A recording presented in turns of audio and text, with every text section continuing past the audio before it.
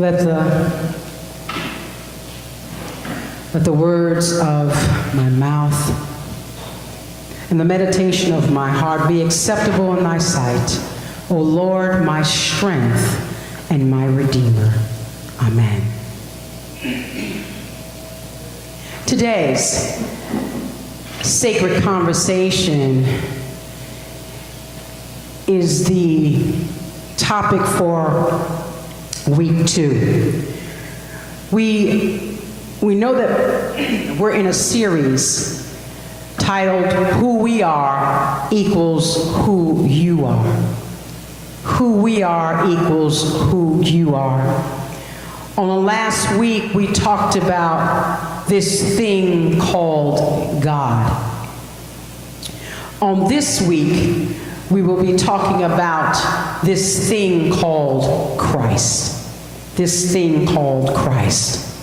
On last week, we talked about the 3 main perspectives about God. And I shared with you that the first perspective, as a young girl, I couldn't say and I still can't say. And one of my spiritual leaders gave me a way to say it. And the first perspective is, I'm going to try it, omniscient. Did I say it right, Sean? Okay, see, I can't say it at all. And so, okay, so y'all say it for me. What is it?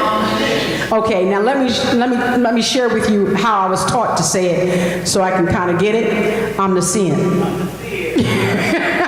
Means the same thing, okay? Meaning that God sees all, God knows all. But how do you say it correctly for those that are joining online? How do you say it? Omniscient. Did I say it right, Bonnie? Omniscient. I'm not going to say it again. Omniscient, okay? That's how I was taught to say it, where God sees and knows all. The second perspective that I shared with you, which I can say, is omnipresent, okay? Meaning that God is everywhere. God is everywhere always. And then the third perspective was omnipotent, okay? Where God is all powerful.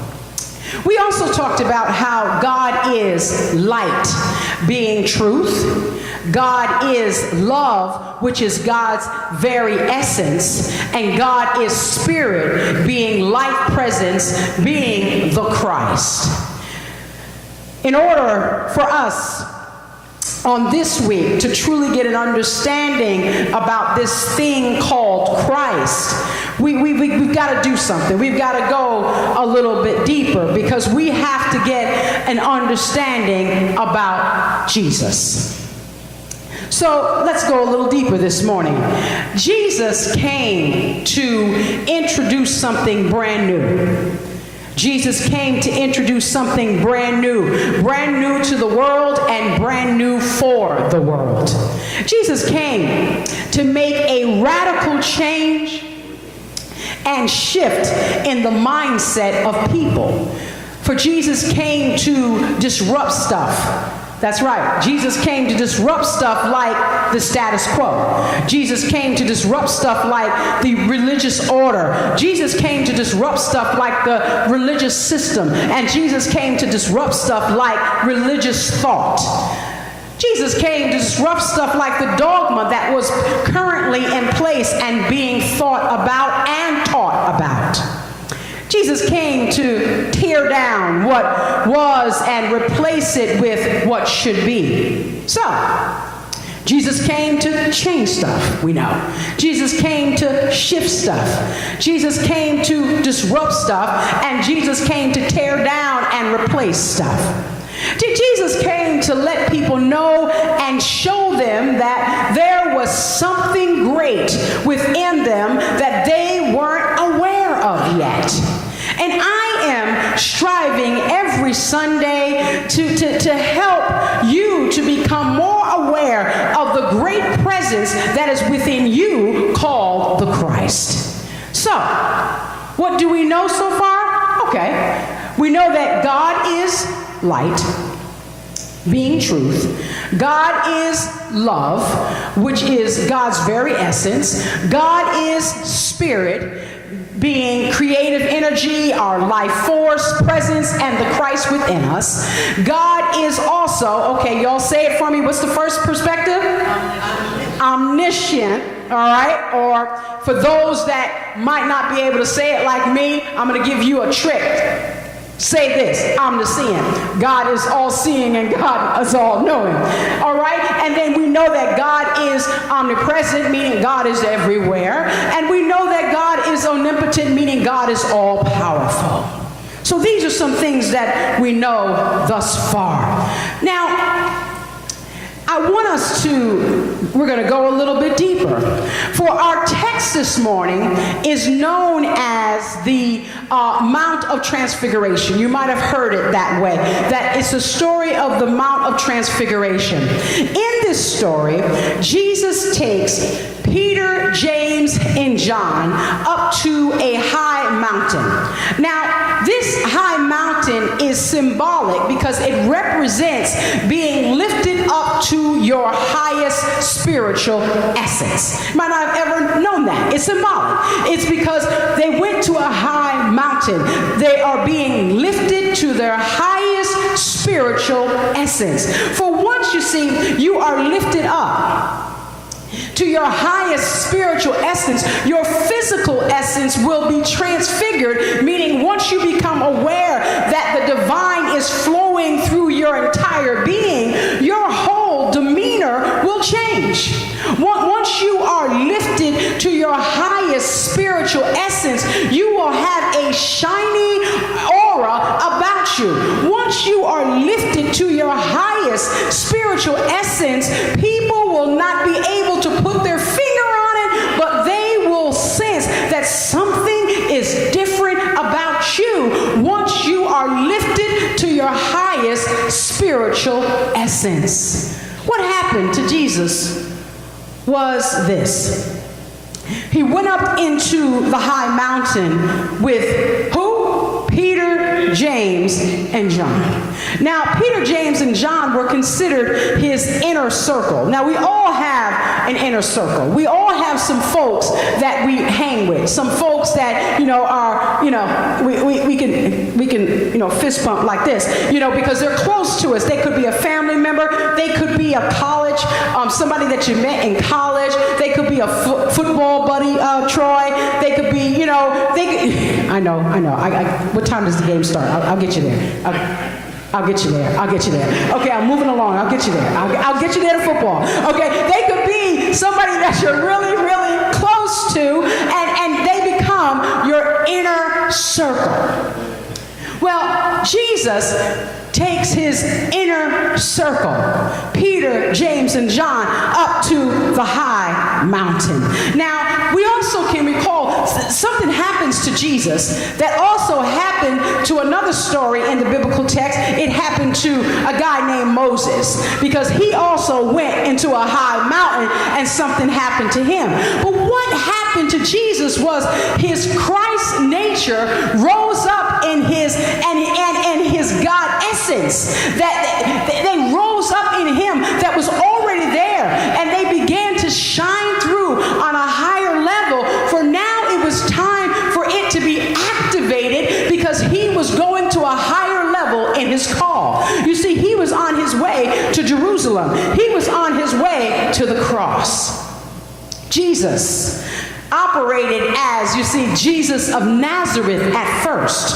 Then he revealed a little bit more about himself. Then he revealed a little bit more about himself. And now in the text, he reveals the totality of his being. He reveals his God essence, his Godness. He reveals his absolute oneness with divine spirit. For it is his oneness with the divine that made him the Christ. It is his oneness with the divine that made him the anointed one. It is the oneness with the divine that made him the very expression of the Spirit of God. So here he is on this mountain with his boys. He's they're here on the mountain with his crew. He's there on the mountain with his inner circle.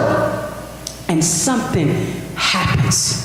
They see something amazing. They see something extraordinary, because right before their eyes, Jesus is transfigured, meaning Jesus is changed. There's a light that beams from him. They've never seen him in that form before. They never seen him in that image before. Is anybody familiar with metamorphosis? The word well, we usually use it when it comes to caterpillars being changed to butterflies. And so that's basically what was taking place on this high mountain. Jesus moved from being here, Jesus of Nazareth, and now he's stepping into his destiny. He's stepping into his Christhood and his God self. Many are waiting, you see, for the external God to appear. Many are waiting. We're actually in a time of waiting, but we have to understand what the Advent really represents.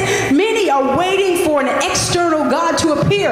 Many during this Advent season are waiting for the God out there somewhere to appear. But this season of Christmas is not about the external God appearing. It's about the internal God being reborn and rebirthed in us. It is about your Christ self and your God essence being reborn and ignited in you. That is what Christmas is all about. That's the Christ. You see, that the Christ is in you once again gets recharged and reignited so that you can be the light that shines brighter in the world. Because you see, it's our light. Our light over time let's just get honest. Our light over time can get a little dim. Our light over time can, almost some of us sometimes even go out. But we've got to be recharged. Our light gets dim because of struggles sometimes. Our light gets dim because of worries sometimes. Our light gets dim because of heavy burdens. Let me ask you, what are some things that can dim our lights on this journey called life? Finances. What else? Health. Issues can dim our light. Negative people can dim our light. So there are different things that can happen to us in life that causes our lights to get a little dim along the way. But we have to understand our purpose. We have to understand really what this Advent season is all about. For the beauty of this season is this. The beauty of this season is that once our lights go dim, it's like the season comes around again, right? Every year the season comes around again, and if God allows us to be in this season, there's a reason for us to really understand what this Advent season is all about. For 4 weeks, we get to reflect on who we are and who we are to be in this world. For we are, everybody say this with me, we are the hope for the world. Say this, we are the peace for the world. Say this one, we are the love for the world. This is what this represents. Hope, peace, and love. We've got 3 candles that are lit here this morning. Hope, peace, and love. We are, and if you look around the church, look at all the lights that we have around the church. There's a reason that we use lights during this season of Advent. Because if you notice that our days have changed and things get darker early. And so Advent, we have Christmas lights. If you go downtown, it's all lit up because it's a time of darkness where things get darker quicker. And so we light things up so we can brighten them up again. And that's what this Christmas season is all about. The only way that we can be those things, the only way that we can be hope in the world, the only way that we can be peace in the world, the only way that we can be love in the world is if our Christ God within us is shining bright. So let's not take this season of Advent and Christmas for granted, for they are seasons for us to regain and understand who we are, to regain that understanding of who we're supposed to be and who we are in this world, in this 21st century. Let's not take this season of Advent and Christmas for granted, for they are seasons for us to reignite our Christ light and to reignite our God presence within us, so that we can be the light of the world in another season. We've talked about this thing called God. We've talked about today a little bit about this thing called Christ. And on next Sunday, we will talk about this thing called you. But before we leave today, I want to encourage you to ignite your Christ self and to ignite your God presence that's within you. Can we do that? Let's share some love with someone. Let's share some peace with somebody. You know, let's share some hope with somebody. Take that with you on today and let's get it out. Let's pass it on. Let's share it. On Christmas Eve, we do a candlelight kind of ceremony where we start the light on this side and we pass it down to everyone that's sitting on the same pew as us. So we pass it down to our neighbor. And so that's what we're supposed to do. We can start that right now, passing it on. Pass on love. Pass on peace. Pass on hope. Let us pray. Holy One, thank you for this lesson and sacred conversation on today. I pray as your servant that I have communicated clearly to your people what you would have me to say. I pray that this conversation will take root in their minds, their hearts, and in their spirits, and bring forth spiritual growth and transformation.